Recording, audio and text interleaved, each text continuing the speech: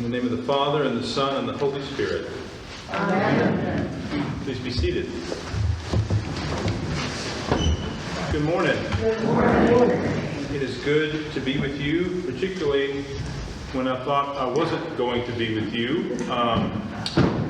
This past week, my wife Susan and my brother Keith and his wife Katie have been in Florida together, and we were flying back yesterday. I say we were flying back yesterday, but we spent about 3 hours not flying back yesterday in the Atlanta airport. And they said, we have you booked for a flight on Sunday afternoon at 7 o'clock. And I want you to know I was very polite. But I told them I needed to get home sooner than that. And so they were really helpful. They got us in on a late flight last night, and it is good to be with you this morning. Candace, I know, is sick, and we don't have music this morning. And sometimes in Lent, it's appropriate to maybe not have music, but I don't like the idea that we haven't had a sort of call and response and a sort of interactive time together. And when I hear this gospel lesson, the first thing I think about is, do you remember that smell? This whole gospel lesson is about smell. So close your eyes for a second. I'm not going to throw anything at you. Close your eyes for a second.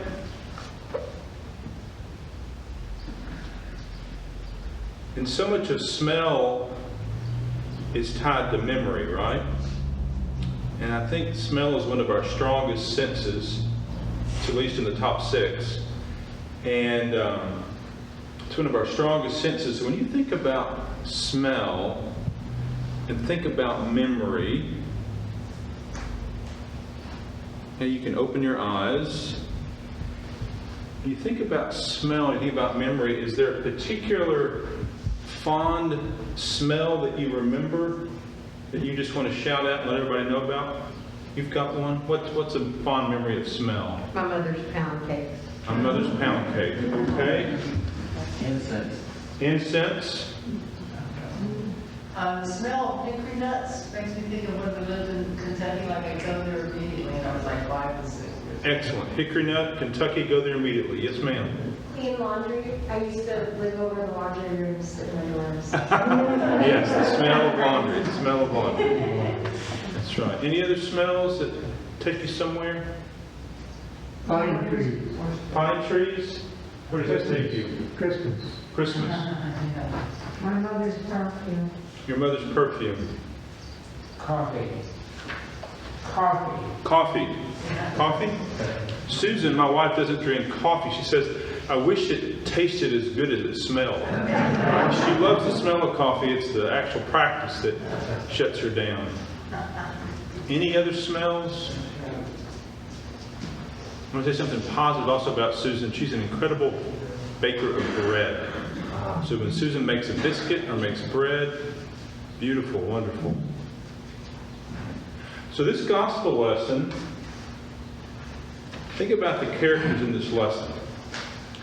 You've got Lazarus, and the last time we were with Lazarus, he was dead, right? And he was dead. He'd been dead a few days.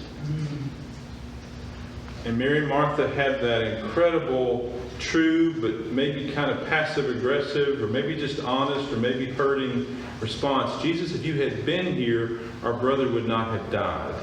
That's going to hurt, right? That's going to land. And Jesus is deeply connected to this family, and is deeply connected to the love of Lazarus, and he calls him out of the grave. So think about, you've been dead for a few days, and now you're no longer dead, but you're probably still a little gamey, right? A little odor. What is that smell? Oh, well, that must be Lazarus. You know, he's been through a lot. So there's that smell. And then there's our friend Judas, right? Something just doesn't smell right about him, right? Yeah. On the one hand, he protests about the spending of all this money that Mary and this lavish use of this perfume, she's wasting all this money. We should have taken that money and given it to the poor. Judas is actually just covering his tracks, right? Because when he sees the use of this perfume, he realizes, oh my gosh, if I had that cash, and Jesus probably sees his face, he has to cover it. He can't just say, I could have used that for my extra kitty. He has to say, oh no, this is about poverty and wealth and expense. He has to distract from the real issue. The real issue is Judas is not an honest person. And then there's Mary. This is Mary and Martha. Mary and Martha are sisters. We don't need to treat them as in contrast to each other, and don't need to be all pro-Mary and anti-Martha, but just remember that Mary has this gift of contemplation, right? She's a contemplative. In this day and age, you and I often talk about centering prayer, talk about silence. However Mary did it, she was a contemplative. When you're a contemplative, I've heard it said that over the course of your life, you just have a clear perspective, right? If you sit in silence enough, you kind of get a clear perspective. For me, the experience of praying for my enemies, this is what it's like. Now, John and I get along well, right, John? Well, let's say John and I had a falling out, okay? John Mayo, that's so-and-so. And so I sit down in prayer, in quiet, contemplative, centering prayer, and I'm just frustrated with John Mayo, and I'm just, I'm going to pray for my enemy, but in the process of encountering the Christ, my perspective is cleansed and renewed.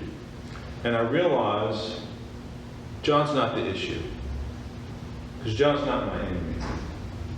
There's been some falling out or some hurt, but maybe the cause is as much mine as yours. So the process of being reconciled is not John needs to get with the program as much as I need to be honest about how I failed John. So that's what a contemplative does, is they get clear about things. So when Mary comes into this gospel lesson, when she comes into this scene, she's not smelling her brother. She's not bringing this perfume because we need to cover up the fact that Lazarus is a little gamey, right? It's going to impact people's feeling about the buffet. She's a contemplative. So she's not bringing perfume into the room because of what has been, the death of her brother and now his resurrection. She's bringing perfume into the room because she knows what's coming next. She knows that her friend Jesus' days are numbered. She can smell death around him before there is any death. She knows what's coming. She's a contemplative. She's in touch with the Spirit. We talk about intuition, or a woman's intuition, or some people who have just a deep sense of intuition. They just know. In this gospel lesson, Mary just knows what's coming. And when Jesus and Judas had this back and forth about the poor, and the poor will always be with you, I have to say this because it always has to be said when this gospel lesson is read. When Jesus says, the poor will always be with you, that is not a reason to somehow not respond to those in need or in poverty. I grew up in the poorest town in the state of Missouri. And I remember as a kid, occasionally we'd have a traveling evangelist who would blow through our town. And if this gospel lesson ever came up, it'd be a chance to sort of swipe at various programs of giving assistance or giving aid. Somehow, if you're responding to people in poverty, you're making Jesus a liar. Have you ever heard that before? Really? I'm so glad you haven't heard that before. I'm sorry I had to bring that up.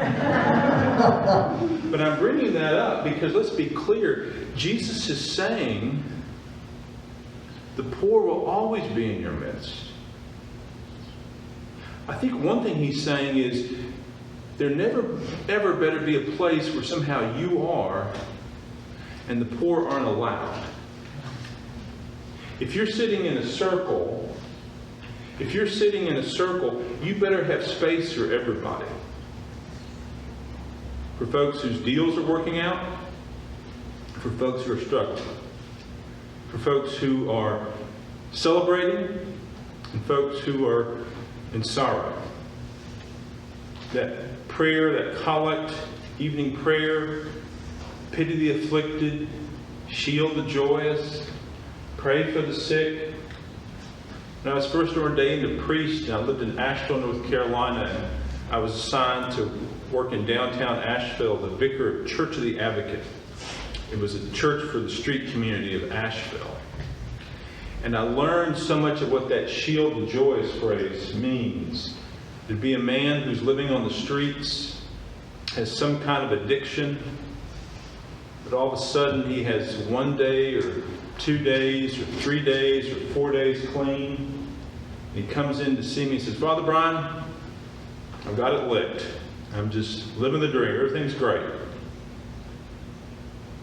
He would leave and I would think, dear God, please shield the joyous.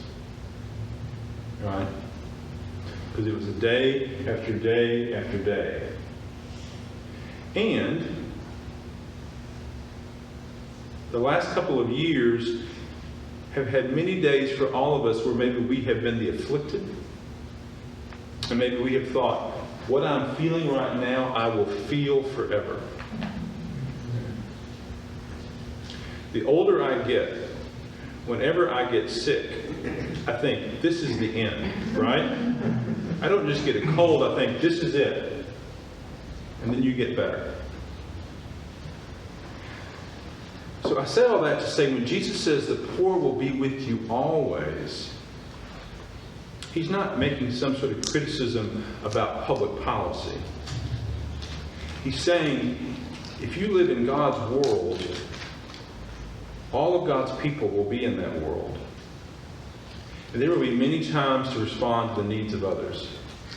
But Mary understands what's about to happen. Mary understands death is approaching her friend Jesus. And if anything, she wants everybody else to understand that, right? Because think about it. Lazarus, a little gamey, right? But if we keep the door open and get him over there by the side and light some of that incense, just swirl it around a little bit, we'll get that going, right? But Mary brings in this incense and anoints the feet of Jesus because she wants everyone else to smell what she is smelling. She's a contemplative, and she knows what's about to happen. She knows that if you're Jesus and you preach the way he does, and you live the way he does, and he calls people together the way he does, you know the empire is going to say enough. So she wants her friends. She wants the friends of Jesus to know what's coming. She wants them to wake up. Friends, wake up. Our friend Jesus is with us now, and he's raised Lazarus from the dead, but if anything, that's the last straw. You heal the sick. You heal the leper. You send all those away who planned to kill the woman who's caught in adultery. You do all those steps of grace and renewal and hope. The last straw is someone who's dead and now they're no longer dead. That's the last straw. If the empire is faced with even the things we try to kill don't stay dead, that's the last straw for the empire. So Mary wants everyone to wake up and to know that wonderful smell of incense, perfume that hits the nostrils, and it's a wonderful smell, but it's a smell to remind you that death is coming. I got an email, I think it was from Larry this week, about Easter flowers. Was that your email, Larry? So I wrote a check this morning and put it in plate, and it's for Easter flowers. Think about all that's going on in the world right now. War in Europe, continued struggles in our own country about the future of democracy, what it means to live in a society where we care about each other. All the needs in the world. And you might say, Larry, you're concerned about Easter flowers? And yet,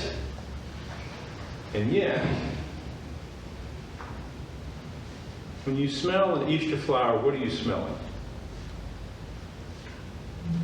Resurrection. Resurrection.